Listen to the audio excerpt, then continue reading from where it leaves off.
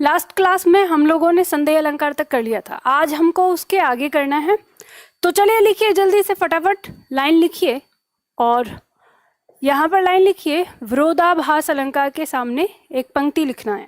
देखिए, जहाँ विरोध का आभास होता हो किंतु वास्तव में विरोध ना हो, वहाँ विरोधाभास अलंकार होता है।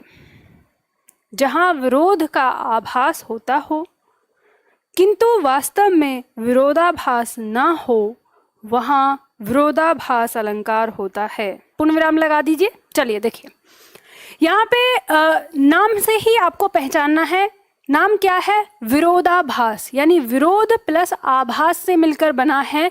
जहाँ विरोध का आभास होता है लेकिन वास्तव में वहाँ विरोध नहीं होता, यानी अर्थ के अंदर विरोध नहीं होता, हमें ऊपर से देखने में विरोध लगता है। तो हम कैसे पहचान सकते हैं? इसमें पहचान के लिए मैंने आपको एक तरीका दिया है कि जहाँ विरोधी अथवा विलोम शब्द एक साथ मिलते हैं, आपको क्या ध्यान रखना है। जैसे कोई पंक्ति आ जाए और उस पंक्ति में आपको देखना है कि कोई या तो विलोम शब्द हो, पंक्ति में विलोम शब्द आए हों। जैसे हम कहते हैं ना दिन और रात, तो पंक्ति, उस पंक्ति में रात और दिन दोनों शब्द आए हुए दिखें, या फिर जैसे लाभ हानि कहते हैं, तो इस तरह के यानी विरोधी शब्द जिन जो आपस में विलोम रखते हैं, या फिर विरोधी शब्द मतलब विरोध करने वाले हों एक दूसरे का। कैसे विरोध? कैसे कि मान लो अगर कहीं आग है तो आग को जलाने के लिए पानी नहीं होगा, मतलब आपको ध्यान रखना है, पानी क्या करता है? आग को बुझाता है। लेकिन अगर आपको दिखे कि यहाँ पे ये पंक्ति कह रही है कि ये तो आग को मतलब आग को जलने में मदद क्या कर रहा है? पानी मदद कर रहा है। तो ऐसी बात, तो ये क्या है? ये विरोधी बात है। तो पंक्ति का भाव कुछ और होगा पर हमें ऊपर से उसमें क्या दिख रहा है? विरोध दिख रहा है। तो वैसी पंक्ति हमारी किस में होती है ना? विरोधाभास में होती है। उदाहरण देखते हैं इसका, कैसे हम समझेंगे कि विरोधाभास है इसमें। तो देखो, सबसे पहली पंक्ति दी है हमारी यहाँ पे, या अनुरागी चित्त की गति समझे नहीं कोय, ज्यों ज्यों बूढ़े श्याम रंग त्यों त्यों उज्जवल होए। अब देखो ऊपर से हमें पंक्ति में यहाँ क्या दिखाई दे रहा है कि जैसे जैसे श्याम रंग बढ़ता है वैसे वैसे उजाला होता है। तो आपको पता ही है श्याम मतलब काला भी होता है। तो यहाँ पे अगर हम देखें ऊपर से कि जैसे जैसे काला रंग बढ़ता है वैसे वैसे उजाला होता है, तो ये एक कैसी है? विरोधी बात है। ऐसा तो हो ही नहीं सकता कि काला रंग बढ़ने से उजाला होता हो। तो ऊपर से हमें क्या दिख रहा है? इसमें विरोध दिख रहा है। लेकिन हम जब इसका अर्थ देखेंगे, इसका रियल अर्थ देखेंगे, तो हमें पता चलेगा कि विरोध इसमें नहीं है, बात सही कही गई है। तो अर्थ की तरफ जाते हैं। तो यहाँ पे कवि कह रहा है कि या अनुरागी चित्त की, अनुरागी मतलब किसी के प्रेम में लगा हुआ, अनुरागी का मतलब होता है प्रेम में डूबा हुआ। ये जो मेरा मन है जो कृष्ण के प्रेम में डूबा हुआ है, ये चित्त का मतलब मन, इसकी गति यानी इसकी दशा को कोई नहीं समझ सकता, इसकी दशा को कोई नहीं समझ सकता। ज्यों ज्यों बूढ़े श्याम रंग, जैसे जैसे, यहाँ बूढ़े का मतलब आया है बढ़ने से, जैसे जैसे श्याम रंग, तो यहाँ पे श्याम रंग जो है इसका अर्थ काला रंग नहीं है, इसका अर्थ है कृष्ण, यानी कृष्ण की भक्ति का रंग जैसे जैसे मेरे मन पर चढ़ता जा रहा है वैसे वैसे मेरे मन में क्या हो रहा है? उजाला हो रहा है। तो पंक्ति में तो कोई अर्थ नहीं है। आपको पता ही है, जैसे जैसे हमारे मन में भगवान का भजन बढ़ता जाता है, या कहें भगवान की भक्ति हमारे मन में जैसे जैसे बढ़ती जाती है, तो हमारे अंदर ज्ञान बढ़ता जाता है, उजाला होता जाता है। तो पंक्ति में तो कोई विरोध नहीं, लेकिन हमें ऊपर से कैसा लग रहा था? विरोध लग रहा था। तो इसीलिए यहाँ पे कौन सा अलंकार? विरोधाभास अलंकार।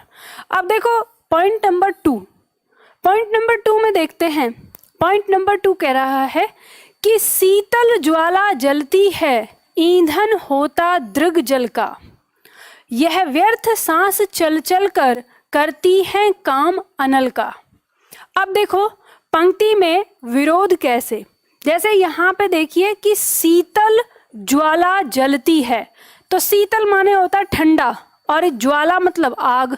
तो क्या आग ठंडी हो सकती है? तो विरोध वाली बात है ना। यहाँ पर ये कह रहा है कि ठंडी आग जल रही है, तो ये आपको क्या लग रहा है, ऊपर से देखने में क्या लग रहा है, इसमें तो विरोध लग रहा है। आग ठंडी कैसे हो सकती है भाई, एकदम से विरोधी बात कह रहे हैं। तो इसी से आप पहचान जाएंगे। फिर अगली पंक्ति में भी दिख रहा है यहाँ पर कि ईंधन होता दृग जल का, मतलब दृग कहते हैं नैन, ठीक है, नेत्रों का जो जल है वो क्या हो रहा है, ईंधन हो रहा है। तो कभी पानी ईंधन का काम करता है आग के लिए, कभी नहीं करता। पानी तो हमेशा बुझाने का काम करता है। तो यानी यहाँ पे कुल मिला के ऊपर से हमको कैसी लग रही है बात, विरोधी लग रही है। लेकिन जब हम इसके भावार्थ को समझने की कोशिश करेंगे कि ये क्या कह रहा है, तो हमें समझ में आएगा कि ये क्या कह रहा है। तो देखो भावार्थ क्या है, यहाँ पे शीतल ज्वाला जो है, इस शीतल ज्वाला का मतलब है विरहाग्नि। इस शीतल ज्वाला का मतलब क्या है, विरहाग्नि। अब ये विरहाग्नि क्या होती है, तो विरहाग्नि होती है कि जब कोई प्रेमी या प्रेमिका अपने प्रेमी या प्रेमिका से दूर होता है और उसे उसकी याद आती है, और उस याद में जो उसके मन में दर्द होता है या जो दुख होता है, और जो ये मिलने की जो एक तीव्र इच्छा होती है, तड़प जो जिसे आप कह सकते हो, उसी को कहते हैं विरहाग्नि। तो यहाँ पे शीतल ज्वाला का मतलब यही दिया है कि नायक या नायिका है कोई, उसको अपना प्रेमी याद आ रहा है और उसके मन में क्या हो रहा है, शीतल ज्वाला यानी विरह की अग्नि जल रही है। अब जब विरह की अग्नि चल रही है तो फिर यहाँ पे क्या है, ईंधन होता दृग जल का। तो जैसे आप अपने जीवन में इसकी कल्पना कर सकते हैं, जैसे कभी आपने किसी से प्यार किया हो, तो आप उसके प्यार में आप अगर उसे याद कर रहे हैं, तो दृग मतलब नैन का जो जल है, आंखों का जल, अब याद करते करते आंख से क्या आ गई, आंसू निकल आया, पानी निकला, नैन से पानी बाहर निकला। तो ये जो अग्नि है विरहाग्नि, ये और तेज जल जाती है, यानी याद जो है वो और ज़्यादा आ जाती है। एक आंसू निकलने के बाद दूसरा, तीसरा, चौथा आंसू फिर अपने आप निकल आता है। तो यानी वो अग्नि क्या हो गई, और तेज हो गई है। और मन कैसा करने लगता है, मतलब हमारे मन में विचार क्या आता है कि यह व्यर्थ सांस चल चल कर करती है काम अनल का। फिर अंदर से यहाँ पे वो नायक कह रहा है या नायिका जो भी है कि ये जो मेरी सांसें हैं बेकार में चल रही हैं, और ये सांसें चल चल के ही ना ये इस अग्नि को और ज़्यादा बढ़ा रही हैं। यानी प्रेम की एक पराकाष्ठा का ये भाव है यहाँ पर कि जब आपका प्रेम बहुत उच्च लेवल पर चला जाता है या बहुत ज़्यादा प्रेमी की याद आती है, तो वहाँ उस समय ये स्थिति है। तो ऊपर से दिख रहा है आपको विरोध कि इसमें कैसी बातें कही गई हैं, लेकिन भाव जो है वो क्या है, वो ऐसा होता है। तो जब हो रहा है तो इसमें कौन सा अलंकार, विरोधाभास अलंकार। ठीक है, नंबर 3 पॉइंट यहाँ पे दिया है, विस्मय यह गोदावरी अमृतन को फल देत। अब यहाँ जैसे ही आप देखेंगे विस्मय और अमृतन, आप देखेंगे कि विष और अमृत दो विलोम शब्द इस पंक्ति में दिए हैं कि विस्मय यह गोदावरी अमृतन को फल देत। तो यानी क्या दिख रहे हैं आपको, यहाँ पर दो विरोधी शब्द दिख रहे हैं, विलोम शब्द दिख रहे हैं। तो आप इसमें देखेंगे कि ऊपर से तो लग रहा है कि इसमें कुछ विरोध होने वाला है, लेकिन यहाँ पे अर्थ जब हम देखते हैं तो पता चलता है कि इस विस्मय का अर्थ जो है ना वो यहाँ पर प्रचंड है। प्रचंड मतलब या विशाल, प्रचंड या विशाल। तो ये जो विशाल प्रचंड गोदावरी है ये अमृत के समान फल देती है, अर्थ में कोई विरोध नहीं है, तो विरोधाभास अलंकार है। ठीक है, चलो अगला पॉइंट देखते हैं। नेक्स्ट पॉइंट है हमारा, अगला अलंकार देखते हैं, मानवीकरण अलंकार। मानवीकरण अलंकार की परिभाषा लिखिए। जैसा कि इसका नाम है मानवीकरण, मतलब जहां मानवकरण कर दिया जाए, मानव बता दिया जाए, सिंपल समझना, जहां किसी चीज को मानव बता दिया जाए, या मानव से भी देखिए कि मानव की क्रिया प्रतिक्रिया करती हुई जो भी चीज नजर आए पंक्ति के अंदर, वहां मानवीकरण। कैसे समझो इसको, लिखो इसमें एक पंक्ति लिखो, लिखो जहां उपमेय, आपको लिखना है जहां उपमेय, उपमेय के बाद ब्रैकेट में लिखना है निर्जीव वस्तु अथवा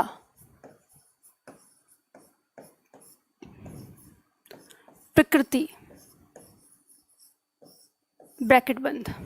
ठीक है, लिखिए यहाँ पर, तो यहाँ लिखा जहां उपमेय, ब्रैकेट में लिखा निर्जीव वस्तु अथवा प्रकृति, ब्रैकेट बंद, पर मानवीय चेष्टाओं का आरोप किया जाए, वहाँ मानवीकरण अलंकार होता है। देखो अब इस बात को ना ऐसे समझो, जैसे हम बात करते हैं हंसता कौन है, मनुष्य हंसता है, रोता कौन है, मनुष्य रोता है, सोता है, खाता है, पीता है, लड़ता है, झगड़ता है, गुस्सा करता है, प्रेम करता है, ठीक है। ये सारी काम, ये जो क्रियाएं हमारी होती हैं, ये सब कौन करता है, मनुष्य करता है। लेकिन अगर इन्हीं काम को किसी निर्जीव वस्तु पे दर्शाया जाए, मान लो जैसे कि ये पेन है, अगर मैं ये कहूँ कि ये पेन दौड़ रहा है, तो ये पेन दौड़ रहा है, तो भाई पेन तो दौड़ता नहीं है, लेकिन हमने मनुष्य का काम इस पेन से करवाने की बात कही है। तो हमने जैसे बोला कि ये पेन दौड़ रहा है, तो इसका मतलब हमने इस पंक्ति में मानवीकरण कर दिया, ठीक। ऐसे ही मान लो जैसे सुबह है, सुबह का समय है, तो हम कहते हैं कि सुबह ऐसे उग के आ रही है जैसे मान लो कोई सुंदरी हो, या सुबह मुझे इतनी अच्छी लगती है कि जैसे कोई विश्व सुंदरी हो। तो अब सुबह तो अपने आप में क्या है, एक सुबह है, लेकिन हमने उसको क्या बना दिया, सुंदर बना दिया, औरत की तरह, स्त्री की तरह हमने उसे सुंदर दिखाया। तो यानी उस पर क्या किया, हमने मानवीकरण किया। तो ऐसे ही हमने यहाँ जो बात लिखी है, निर्जीव वस्तु और प्रकृति, ये दोनों दिया है। या तो प्रकृति के ऊपर हम मानवीकरण करवा रहे हों, कोई प्राकृतिक में हमारे पेड़ पौधे हो सकते हैं, नदियाँ हो सकती हैं, पर्वत हो सकते हैं, फूल हो सकते हैं, ठीक है। या फिर हम समय का वर्णन करते हैं, दोपहर, शाम, सुबह, रात, दिन, इन सब पे। या फिर कोई निर्जीव वस्तु, ठीक है, उन सबको हम कैसा दिखा रहे हैं, मनुष्य के जैसे काम करते हुए उनको अगर किसी पंक्ति में दिखाया गया, तो वो पंक्तियां हमारी क्या हो जाती हैं, उनमें मानवीकरण हो जाता है। यही है, बिल्कुल समझ सकते हैं। जैसे देखो उदाहरण से, फूल हंसे कलियां मुस्काई। अब आप यहाँ पे बताइए, कभी फूल हंसते हैं क्या? हंसते कैसे हैं? मुंह होना चाहिए उसके लिए। फूलों के मुंह होता है क्या? दांत होते हैं क्या? दिखते हैं उनके दांत हंसते हुए? नहीं ना। तो फूल कैसे हंस सकते हैं? लेकिन हमने कहा है हम हंसवाते हैं उनको, है ना। और कलियां मुस्काई, कलियां मुस्कुरा रही हैं, तो मुस्कुराने के लिए होठों की आवश्यकता होती है ना, तभी तो। लेकिन इनके तो है ही नहीं। लेकिन हम कह रहे हैं कि फूल जो है वो हंस रहे हैं और कलियां मुस्कुरा रही हैं। तो हम मानवीकरण कर रहे हैं, इन पे क्या कर रहे हैं, मानव की जो चीजें हैं वो बता रहे हैं। समझ में आया? नंबर 2 देखो, यहाँ नंबर 2 हमारा कह रहा है, सागर के उर पर नाच नाच करती हैं लहरें मधुर गान। जो लहरें हैं वो मधुर गाना गा रही हैं। सागर के उर, उर माने हृदय, सागर के हृदय। अब ये बताइए, सागर का कोई हृदय होता है क्या? हृदय किसको होता है? मानव को होता है ना, मनुष्य को होता है। तो सागर के हृदय पर नाच गाना कर रही हैं कौन? लहरें। तो नाच गाना, ये क्रिया प्रतिक्रिया किसकी है? मनुष्य की है। हमने किससे करवा दी? लहर से करवा दी। तो इसके अंदर, इस पंक्ति के अंदर हमने कौन सा अलंकार ले लिया? मानवीकरण अलंकार ले लिया, ठीक है। अब देखो नंबर 3, नंबर 3 की बात करें। नंबर 3 कहता है, ऊषा सुनहले तीर बरसाती जय लक्ष्मी सी उदित हुई। अच्छा, सबसे पहले मुझे ये बताइए, यहाँ पे जय लक्ष्मी सी हमने कहा है, क्या इसमें कोई और दूसरा अलंकार भी है? हमने इसको पढ़ा था तो दिख गया होगा, सा सी सो सम किसका होता है? उपमा अलंकार का, है ना। तो इसकी ऊपर वाली पंक्ति में उपमा अलंकार भी है, लेकिन इसके साथ साथ इसमें मानवीकरण भी है। तो याद करो वो क्लास जब मैंने आपको उपमा अलंकार पढ़ाया था, तब मैंने आपको कहा था कि इस पंक्ति में एक और अलंकार है, जब आगे आएगा तब बताऊंगी। तो वो अलंकार यही है। अब आजकल आपके एग्जाम में ना ऐसे प्रश्न आ जाते हैं, मान लो जैसे ये वाली पंक्ति है कि ऊषा सुनहले तीर बरसाती जय लक्ष्मी सी उदित हुई। इस पंक्ति में कौन सा अलंकार है निम्न में से? और एक ऑप्शन में दे दिया उपमा अलंकार, एक ऑप्शन में दे दिया मानवीकरण अलंकार, और एक ऑप्शन में दे दिया ए और बी दोनों, और एक ऑप्शन में दे दिया दोनों में से कोई नहीं। तो आपका आंसर, जब उसमें दोनों अलंकार दिए तो आपको दोनों देखने पड़ेंगे, क्योंकि सा सी सो से तो किसको दिखा रहा है? ये उपमा को दिखा रहा है। लेकिन ऊषा, ऊषा मतलब सुबह, जो सुबह है वो सुनहले तीर बरसाते हुए जय लक्ष्मी यानी वीरांगना के समान उदित हो रही है। उगती हुई आ रही है। तो आप देख सकते हैं कि जो ऊषा है वो क्या कर रही है, तीर चलाते हुए आ रही है। तो ये तीर चलाना ये किसकी क्रिया है, मनुष्य की क्रिया है। तो मनुष्य की क्रिया है यहाँ पर। तो यहाँ पे इसके अंदर मानवीकरण भी है। दूसरा, इसके अंदर जो ये सी दिखाया है, इस सी से इसमें उपमा अलंकार भी है। और इसमें आप जानना चाहते हैं तो देखो, इसमें आपको अंत्यानुप्रास भी देखने को मिल जाएगा। ये इत हुई और इत हुई, इतना, ठीक है। अंत्यानुप्रास अलंकार भी देखने को मिलेगा। तो 3 अलंकार आपको यहाँ पे दिख गए।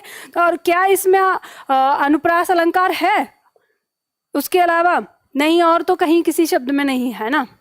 3 अलंकार आपको यहाँ दिख गए। तो आप इस तरह से खोजना है। अब आपको स्मार्ट बनना है।